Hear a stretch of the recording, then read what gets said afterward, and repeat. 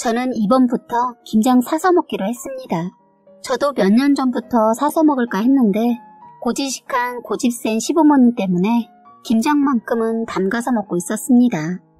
그런데 작년에 일이 터지면서 저는 이제 시댁에서 같이 하는 김장뿐만 아니라 다른 음식도 전혀 받아먹지 않으려고 작정하고 작년에 시댁과 대판했네요. 때가 때인 만큼 작년 일이 생각나서 글솜씨도 없는데 이렇게 글을 써봤네요. 그동안 지인들과 시댁 씹어왔는데도 성이 안 풀리네요. 우연히 사연을 읽어주는 곳을 알게 되어 다른 사람들의 삶도 들어보았는데 저보다 못한 삶을 살고 있는 이도 있고 정말 감동적인 사연도 있고 여러 가지 사연들을 접하게 되었는데 감동적인 사연을 접할 땐 제 삶이 너무 비교가 되어서 그런가 저의 힘들게 산 삶이 파노라마처럼 스쳐가더군요. 그동안 잘 살아왔는지도 돌이켜보게 되고 앞으로 어떻게 살아야 할지도 돌이켜보는 시간을 갖게 만들어주는 사연들도 많았어요. 다들 정답은 있는데 시댁에서 빠져나오지 못하는 이들이 많더라고요. 저 또한 신혼 때는 하라는 대로 시키면 군소리 안 하고 네 했는데 차츰 시간이 갈수록 시댁이란 족속들한테 실망이 되더군요. 왜 며느리를 딸처럼 대해주지 않고 종으로 생각하는지 모르겠어요. 잘하면 고마운 줄 알아야 하는데 당연시 여기고 하나라도 더 시키려고 하고 이제 저는 예전처럼 살지 않습니다. 그냥 마음을 돌려먹었거든요. 시어머니 자기도 힘들게 시집살이 했으면서 꼭 대를 이으려고 하는 것 같아요. 제가 시댁에 처음 들어가서는 열심히 노력했습니다. 그랬더니 아유 편하다. 진짜 우리 진호 장가 보낼걸. 며느리가 있으니까 세상 편하네. 요리도 잘해서 내가 반찬뿐만 아니라 먹거리 걱정 안 해서 편하다. 아주 먹는 것 때문에 날마다 스트레스였는데 남들은 며느리 흉보기 바쁜데 엄마는 나가면 우리 며느리 자랑만 한다. 이러더군요. 저는 결혼하기 전 저 나름대로 잘 살아보고 싶어서 한식도 배우고 양식, 중식, 다양한 요리를 배워놨어요. 이렇게 배워둔 것이 고생길이 될 줄은 몰랐네요. 남편을 많이 사랑해서 맛있는 거 많이 해주고 싶었고 무엇보다 할 줄 아는 게 뭐가 있냐는 말 듣기 싫어서 배울 수 있는 것은 시간을 쪼개가며 신부 수업을 톡톡히 했어요. 제가 자존심이 강한 편이라 남에게 싫은 소리 듣는 거 싫어하거든요. 그리고 끈기도 있어서 뭐 하나 시작하면 끝장을 보는 성격이라 악을 쓰고 다 배웠네요. 그 외에도 재봉이며 심지어 미용도 자격증이 있었어요. 사람이 할 줄 아는 게 너무 많아도 고생길이더군요. 저는 정말 나름 많은 계획하고 한 것인데 저는 그런 걸 잘한다는 이유로 완전 제 시간을 가질 수가 없었어요. 저는 좋은 일하고 욕을 먹어보긴 처음이었습니다. 시댁은 뭐래도 당연시 여기고 칭찬받기 힘든 곳이라는 걸 나중에 깨닫고 일체 시어머니와 시누이한테 아무것도 하지 않기로 했어요.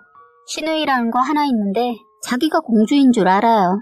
이게 걸핏하면 저를 뭘로 생각하는지 지 잔심부름을 시키는 일이 종종 있었어요. 신혼 초에는 성질 같아서 다 뒤집어 엎어버릴까 했는데 좋은 게 좋다고 다들 알아가는 단계라 참았습니다. 그리고 서로 잘 보이기 위한 노력도 필요할 것 같아 참았는데 저만 시댁 식구들에게 잘 보이려고 했던가 봐요. 자기들은 다 한 가족이라고 생각하고 저는 남이라고 생각하는 것 같았어요. 저는 가족이 되기 위해 노력했는데 말입니다. 밥 먹고 나면 그 다음은 왜 모든 것이 며느리 몫인지 모르겠어요. 다들 경험해 보셨죠? 밥 해준 것도 모자라 설거지에 후식에 왜 남자와 시누이와 시부모는 밥 먹고 나면 손발이 없어지는지 모르겠어요. 하나에서 10가지 시켜 먹으려고 하는 저희 시댁 사람들의 얘기를 하자면 아니 밥 먹고 나서 후식 먹는데 왜 그걸 꼭 며느리가 해야 하죠? 딸은 아껴뒀다 뭐 하시고 아들은 또 왜 그리 아끼시는지 이 집에 시집 와서 제가 제일 많이 보고 듣는 말은 얘가 할 거야 내버려 둬라 였습니다. 저는 한다고 하지도 않았는데 말입니다. 신혼 때는 낯설고 어렵고 불편해서 시키는 대로 한 달 했는데 자꾸 시간이 갈수록 제가 그 집의 가정부 같은 기분이 들어서 이대로 있으면 안 되겠다는 생각이 들어서 들이받기 시작했어요. 시어머니가 자꾸 자기 새끼들만 챙기는 것과 신랑이 저한테 미안해서 부엌에 얼쩡거리면 너는 무슨 사내놈이 부엌에 얼씬거리고 그래. 부엌에 남자가 오는 거 아니야. 방에 들어가 있어. 라고 이런 식으로 말하며 자기 아들한테 정신 사나워서 제가 힘들다며 안 도와주는 것이 도와주는 것이라고 하면서 나가라고 하면서 신랑을 부엌에서 얼씬도 못하게 하시는 시어머니였어요. 결혼 전엔 제 주변의 친구들이나 언니들 결혼 생활 얘기를 들어보면 행복하다고 말하는 사람들이 없어서 사실 결혼을 앞둔 저로서 이해하기 어려웠어요. 그 사람들 얘기를 들으면서 느낀 것은 아유 징하다. 어떻게 저런 것들이 시어머니고 시누이냐 하면서 나는 당하지 말아야지. 시댁은 그냥 최대한 거리를 두고 살아야겠다 했습니다. 그런데 살아보니 저도 모르게 그런 상황이 되다 보니 그런 황당한 일들을 겪게 되더군요. 결혼 생활에서 며느리가 당하고 사는 거 미련해서 당하는 거 아닙니다. 참는 거죠. 그런데 저는 참지 않았어요. 어차피 계속 살 거면 부딪혀서 깨지더라도 끝장을 보자는 마음으로 들이박은 거죠. 이건 사사건건 무방비 상태에서 자꾸 당하게 되니까 열이 받고 참으면 병신 취급을 하는 것 같아서 저라는 사람이 어떻게 건드리면 문다는 걸 보여줬습니다. 저희 친정엄마는 제가 시댁에서 잠깐 살게 될 것 같다고 했을 때 저를 전혀 걱정하지 않으셨어요. 장녀로서 워낙 잘해왔고 동생들도 잘 챙기는 딸이라서 믿으셨습니다. 저도 시댁을 내 가족이라 생각하고 같이 있는 동안은 열심히 살아보려고 했는데 신혼 초에 저를 잡겠다고 시누이 이것이 저에게 한 방 먹인 것이 있어서 무방비 상태에서 당할 뻔했는데 저는 당하지 않고 할 말 다 했어요. 시누이에게 당할 뻔한 것은 저희 결혼하고 시댁에서 같이 3개월만 서로 정들게 같이 살다가 나가라고 해서 할 수 없이 신혼집을 두고 저희는 3개월쯤이야 하고 좋은 마음으로 시댁 식구들과 정좀 붙이려는 마음으로 들어갔는데 생각지도 않게 3개월하고 조금 더 살게 되었습니다. 얘기를 하다 보니 또 생각나는 일이 하도 많네요. 이 일에도 기가 막힌 일이 있는데 먼저 시누이 얘기를 하자면 저희 생활비 얘기가 나와서 신랑이 50, 저 50에서 100만 원을 드렸어요. 그리고 용돈은 아버님, 어머님 따로 50씩 드렸어요. 원래 두 분 100만 원씩 드리려고 했는데 생활비를 내다 보니 부담이 되어서 그렇게 드렸어요. 매달 200씩 나가는 거 부담이 되더군요. 참 저희 친정에도 50을 드렸어요.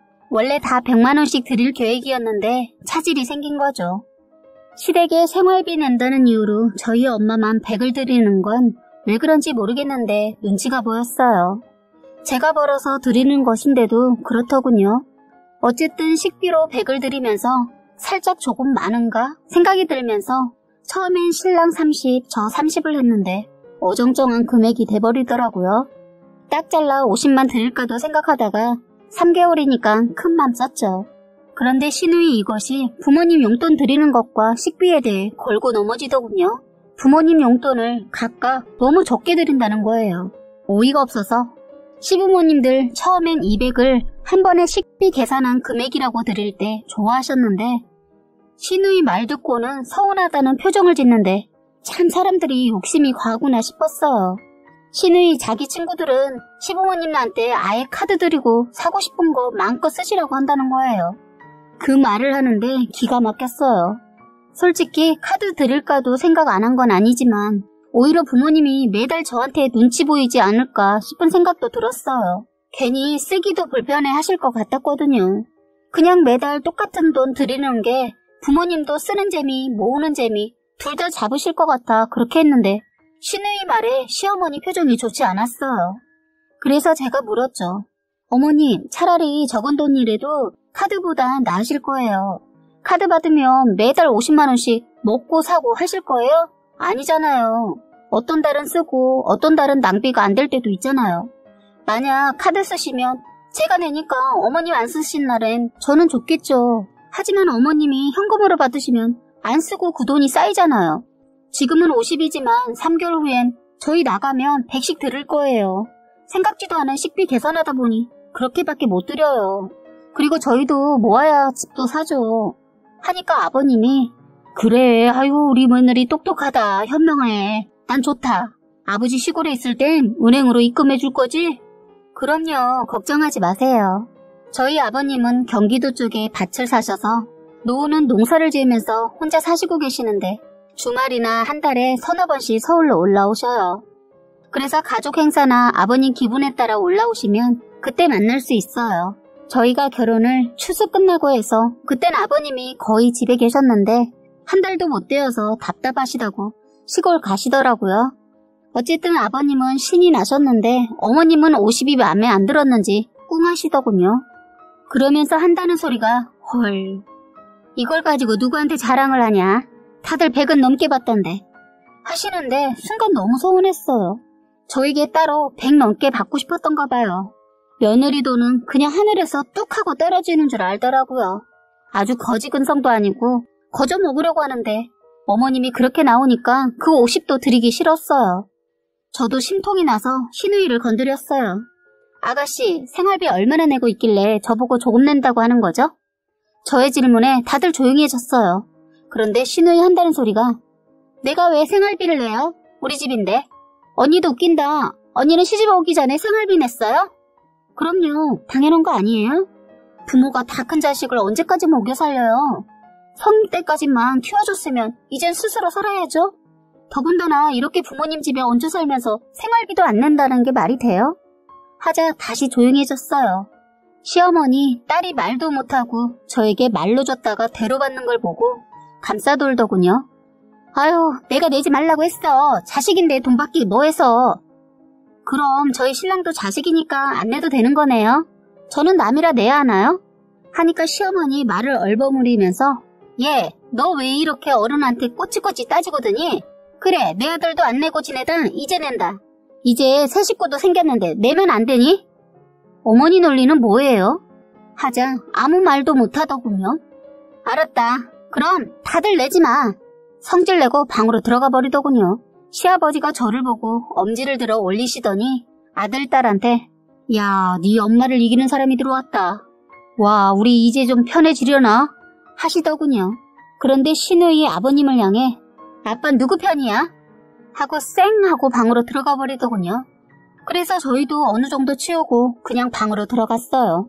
그런 다음 신랑한테 아가씨 부모님 용돈은 드리냐고 물어봤어요.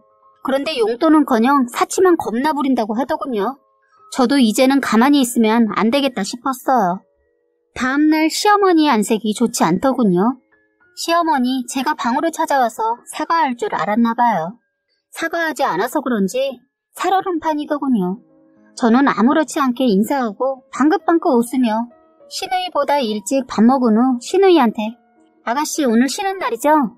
밥 먹고 설거지랑 빨래도 하고 청소 좀 하세요. 어머님 오늘 모임 가신다고 하셨어요. 하자 시누이 짜증을 내면서 저 오늘 약속 있어요. 그리고 집안일을 왜 내가 해요? 하더군요. 아가씨 생활비도 안 내면서 그 정도는 해야 하는 거 아니세요? 아니면 부모님들 용돈이라도 드려요. 했더니 그땐 아무 말 안 하고 하겠다고 하더군요. 저도 솔직히 시누이 건드릴 생각 없는데 저를 먼저 건드려서 저도 가만히 있지 않는 거였어요.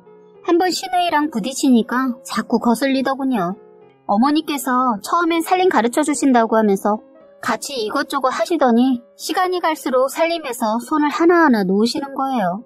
그러면서 자기 딸은 아무것도 시키지 않으면서 말이에요. 그날 저랑 아가씨가 일하고 늦게 오게 되어 둘이 밥을 먹게 되었어요. 이곳이 밥을 먹고 난 후 먹은 걸 싱크대에 담가두는 것은 고사하고 그냥 지붕만 그 자리에서 쏙 빠져나가 자기 방으로 들어가 버리는 겁니다. 순간 열이 확 올라서 제가 아가씨 불렀어요. 아가씨, 내가 설거지할까 아니면 반찬 정리할까? 했더니 가지고 있던 핸드폰을 침대에 확 내리치더니 아씨, 그게 얼마나 된다고 그냥 혼자 하지 이러더군요. 기가 막혀서 제가 그랬어요. 그래요? 그럼 얼마 안 되니까 아가씨가 하세요. 저 내일 새벽에 나가봐야 해서 바빠서요. 부탁해요. 하고 저는 제 방으로 가고 있는데 TV를 보고 있던 시어머니가 한 소리 하더군요. 그냥 네가 해도 되겠구만. 그 얼마나 된다고 설거지를 시키고 그래? 결혼하면 다 하는 거.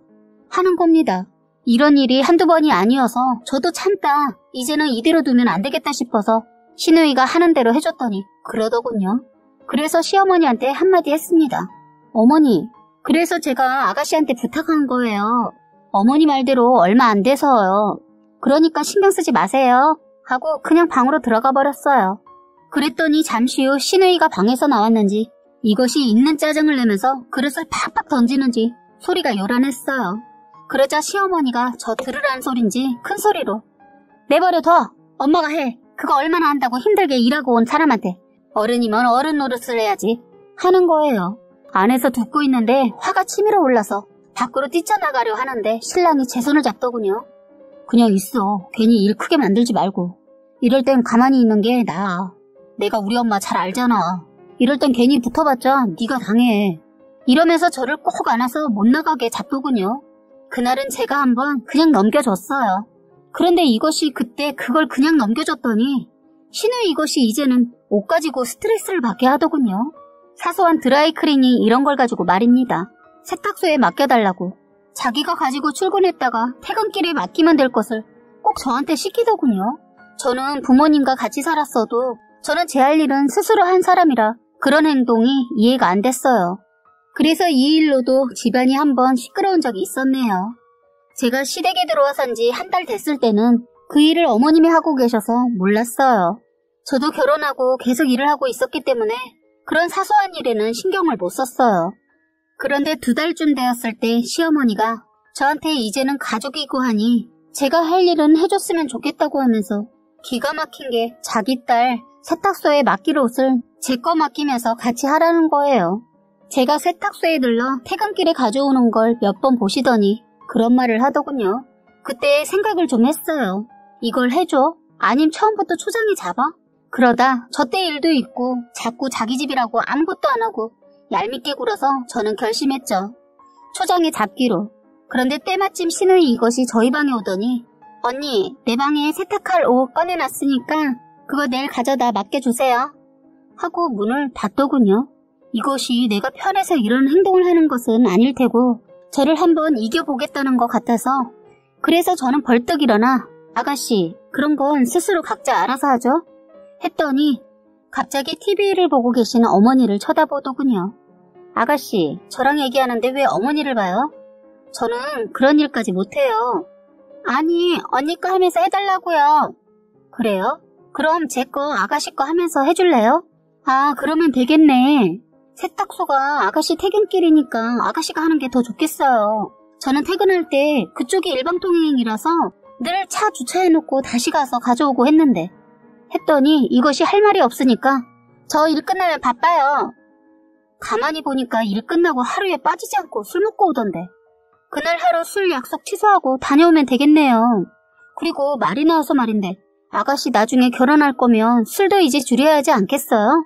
하니까 아니 자기가 뭔데 먹어라 말아해. 지 할 일이나 잘할 것이지 재수없어. 기가 막혀서 자기가 엄마야 뭐야. 이런 싸가지 없는 것이 말도 까고 말도 함부로 해서 아가씨 지금 나한테 재수없다고 했니? 나이를 처먹었으면 나이값을 해. 그게 새언니한테 할 소리야? 내일 모레 30이면서 말본새가 장난 아니다. 너 그러면 나가서 네 부모 욕먹어. 그리고 더 말을 하려고 하는데 제 말을 딱 자르더니 너?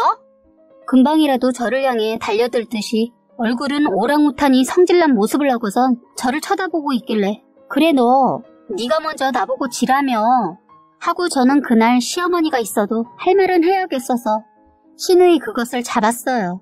사실 욕도 퍼부어주고 싶었는데 그건 내 인격을 떨어뜨리는 것이라 참고 말했죠. 저희 모습을 보고 시어머니 넌 얘보다 나이도 많으면서 그냥 동생이다 생각하고 감싸면 되지. 왜 사사건건 따지니? 하더군요. 저 신우이랑 2살 차이밖에 안 나는데 시어머니는 제가 신우이보다 나이가 한 10살은 많은 언니 취급을 하면서 다 감싸안고 다 해주라고 하는데 이해가 안 가요. 뭐 자식이 이른이어도 부모에게는 애처럼 보인다는 말도 있지만 아닌 것은 가르치고 잘못한 것은 꾸짖어야 하는데 다 괜찮다네요. 내일 모레 30이 자식을 말입니다. 저는 신우이한테 말했어요. 똑바로 해. 네가 무슨 공주라도 되는 줄 알아? 그리고 어머니, 아가씨를 공주라고 생각하는 사람은 어머니지 저는 아니에요. 제가 아가씨 하녀도 아니고 왜 자꾸 아가씨 시중을 들게 해요? 아침도 그래요. 저랑 아가씨 이 사람 셋이서 밥 먹고 출근하는데 저는 며느리라 설거지하고 출근하고 아가씨는 딸이라서 이 사람은 아들이라서 그냥 출근하는 건가요? 저 그래도 지금까지 말 안 했어요. 이제 그러지 마세요. 저도 힘들어요. 처음엔 딸처럼 생각하신다고 해서 그 말 다 믿은 건 아니지만 저도 잘하려고 했어요. 그리고 제가 부모님들께 하는 거 당연하다고 생각하고 있고요. 그런데 왜 신우이 뒤처리까지 저한테 하라고 하냐고요. 신우이가 제 애예요? 왜 자꾸 챙겨주고 사랑해주고 이해하고 감싸 안으라고 해요? 하자 시어머니, 모르겠다. 그냥 여기 있는 동안은 그냥 그렇게 해. 애도 곧 있으면 시집가잖아. 그때까지만 챙겨줘. 시집가면 다 할 거니까. 어머니 딸을 제가 다 큰 어른을 왜 제가 챙겨주고 참아야 하는지 모르겠어서 도저히 안 되었어서 어머니한테 말씀드렸어요.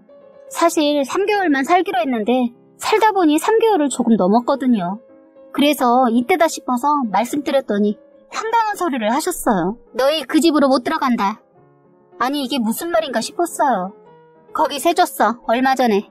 사실 그 신혼집 시댁에서 해준 건데 시어머니 저 때 저랑 사이가 안 좋았을 때 거기 짐 이삿짐 센터에 맡기고 세상에 그곳에 세를 줘버렸다는 거예요. 저는 도저히 용서가 안 됐어요. 제가 그 집에 신혼집이라 인테리어에 투자를 상당히 많이 해놨는데 세를 줬다는 말에 제 정신이 가출을 해버렸어요. 그래서 저는 어머니 제정신이세요? 기가 막혀서 지금 저희 이혼시키려고 작정을 했네요. 어머니 성공하셨네요. 잘하셨어요. 그렇잖아도 같이 살면서 마음에 안 든 게 한두 가지가 아니었는데 이쯤 하죠. 하고서는 방으로 들어가 중요한 손가방 하나만 들고 시댁을 나와버렸어요. 시어머니 제가 그렇게 가버릴 줄은 몰랐는지 뒤따라 저를 잡으러 뛰어오는 거 죽어라 뛰어서 택시를 후딱 올라타고 친정으로 갔어요. 그날 사태가 커지자 시어머니, 시아버지 모르게 해결하려고 했는데 신랑이 아버지를 불러 올라오셨어요. 원래 아버님 화나시면 물불 안 가리시는 분이라는 걸 그날 알았네요. 저는 아버님이 어머니 눈치 보며 사시는 줄 알았는데 알고 보니 아버님 화나시니까 어머니 끽소리도 못하더군요. 시아버니는 전조 사정 다 듣고 시어머니랑 시누이 저희 집으로 데리고 오셔서는 사과를 하라고 고함을 있는 대로 지르시자 시어머니 그런 모습 처음 봤어요. 꼬리를 내리고 사과했어요. 시누이도 자기 아버지한테 끽소리 못하고 사과하더군요. 그래서 저희는 그 이후에 아버님이 저희 집에 새들어 살고 있는 그분들에게 이사비를 지불해서 내보내고 저희가 들어가서 살 수 있도록 해주셨어요. 그 이후로 정말 아버님이 중심을 잡아주셔서 별탈 없이 살았어요. 최대한 시댁과 멀리하면서요. 아버님께서 그러셨어요. 당신이 집에 없을 땐 시댁에 가지 말라고. 그래서 저 원래 아버님 말 진짜 잘 들어서 진짜 안 갔어요. 그런데 그렇게 지내니까 정말 부딪히는 일이 없더라고요. 이제는 제가 말하고 싶었던 김장 얘기를 해볼게요. 아버님께서 다 좋으신데 고집을 부리시는 게 김장이세요. 한편으론 그럴만한 게 아버님이 배추 농사를 지으셔서 시댁에선 몇 년간 김장을 해왔다고 했어요. 그래서 제가 결혼하고도 김장을 해왔지요. 시누이 그것은 제가 시댁에 들어오기 전에는 김장도 한 번도 도와주지 않았다고 했어요. 시아버지가 집안 사정을 그때 아신 이후로는 시누이를 가만두지 않고 뭐든지 같이 하도록 했어요. 그래서 김장도 처음 같이 하는데 이것이 하는 척하면서 농땡이를 피우는데 아휴 김장을 하는 것보다 가르치고 잔소리 아닌 잔소리하는 게 더 힘들었어요. 틈만 나면 배추 쏙 넣었다가 허리 아프다고 방에 들어가 나오지도 않고 나중에는 문도 잠그고 나오지 않아서 아버님이 문 열라고 방문을 두드렸는데 이것이 귀에 헤드셋을 하고 음악을 최대치로 듣고 있었는지 아버님이 방문을 발로 차서 열었는데도 모르고 핸드폰을 하고 있더라고요. 그때 제가 임신한 상태였는데 헐몸이 아닌 저도 힘든 내색 하나 없이 하고 있는데 딸이 나는 게 그러고 있으니까 뚜껑 열렸던 것 같아요. 시누이를 질질 끌고 나와 반바지에 반팔티만 입고 있는 시누이를 밖으로 내쫓아냈어요. 시어머니 그만하라고 소리 지르고 저는 아버님이 처음에 하신 말 저를 두고 네 엄마를 이기는 사람도 있다 하셔서 저는 아버님이 지고 사는 줄 알았는데 두 번 그 모습을 보고 나니까 이제 알겠더라고요. 아버님은 지고 산 게 아니라 참아주면서 살고 있었다는 것을요. 그렇게 시누이는 1시간 이상 밖에서 벌벌 떨다가 집으로 들어왔어요. 저희는 김장을 다 마치지 않았는데 아버님이 일단 저희 거 정도 담겨져 있는 통만 가지고 가라고 하셨어요. 나머진 셋이서 마무리한다고 가서 쉬라고 하셨어요. 저는 아버님 등 떠밀어 나와서 집으로 왔네요. 오는 길에 시누이와 눈이 마주쳤는데 저를 째려보더군요. 제가 지를 혼낸 것도 아니고 제가 뭘 한 것도 아닌데 저를 미워하더군요. 기가 막혀서. 저는 그렇게 결혼하고 첫 김장을 그렇게 하고 두 번째 김장은 시누이도 동참해서 했어요. 제가 애가 있어서 아버님이 전혀 손도 대지 못하게 해서 저는 식구들 먹을 거리를 준비해서 맛있게 먹었습니다. 아버님은 저희 가는 길에 아버님도 시골로 바로 내려가신다고 하고 밤늦게 가셨는데 그만 그날이 아버님과 마지막이 되었습니다. 이 얘긴 말하기 너무 힘이 드네요. 정말 저에겐 정말 가슴 아픈 얘기라 갑자기 준비도 없이 마지막 인사도 없이 이별을 했어요. 터널에서 음주차에 치여 그 자리에서 즉사하셨다고 했어요. 아버님의 마지막 인사가 될 줄 몰랐던 아버님의 말이 떠오르네요. 아버님께서는 수애미야, 이 아버지는 네 편이다. 그때 못난 우리 아들 곁을 떠나지 않고 곁을 끝까지 지켜줘서 고맙다. 그리고 이렇게 이쁜 손자까지 낳아줘서 아버지는 정말 기쁘다. 힘들면 언제든지 아버지한테 전화해. 오늘 고생 많았다. 어서 가서 쉬어. 하시면서 저도 꼭 안아주시고 제 아들 수호에게도 꼭 안아주고 뽀뽀해주시면서 할아버지가 사랑해 하시면서 마지막으로 남편한테 손을 꼭 잡고서 아들, 아니 애비야, 이제 한 가정의 가장이니까 책임을 가지고 살아야 한다. 그리고 우리 며느리 정미랑 우리 손자 수호는 네가 지켜줘야 하는 거야. 그리고 네 엄마 고집불통이고 지새끼밖에 모르는 엄마, 그리고 너무 이기적인 네 동생도 챙기면서 중심을 잘 잡아야 가정이 편한 거야. 잘할 수 있지 아들? 아버지는 네가 내 아들이라서 참 좋았다. 우리 며느리도 알지? 우리 수호도 할아버지 손자로 와줘서 고마워요. 애교까지 부리시면서 평소보다 이렇게 긴 시간 동안 작별 인사를 했는데 그게 정말 마지막이었어요. 저는 아직도 아버님이 전화해서 며느리 집에 오너라 하실 것 같아요.